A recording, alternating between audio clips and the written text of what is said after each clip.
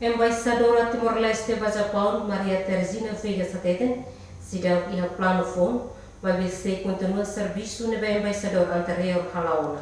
Embaixador Timor-Leste do Japão, Maria Teresina Veiga Sato questão ba jornalista, banhira remata Simo Posse, o presidente da República, José Ramos Horta, e a Palácio Presidencial Nicolau Lobato, Baropite, segunda né. Embaixadora Hateten, no da embaixadora Fon, se continua a atividade no embaixador anterior, é líder da Costa Cimene Salaona, busca em relação entre Timor-Leste e o Japão. Ni Hateten, antes assume cargo, ni resigna an ona o vice-presidente do Parlamento Nacional e a Lawrence Sanulo Resinen fulano agosto.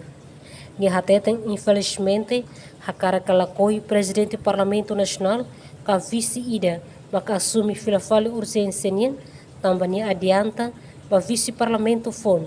O Parlamento Nacional tem que eleger FON fale e a seleção plenária nelaran. Também nela os indicitação com nomeação através da eleição. Emerenciana Pinto, Estel News.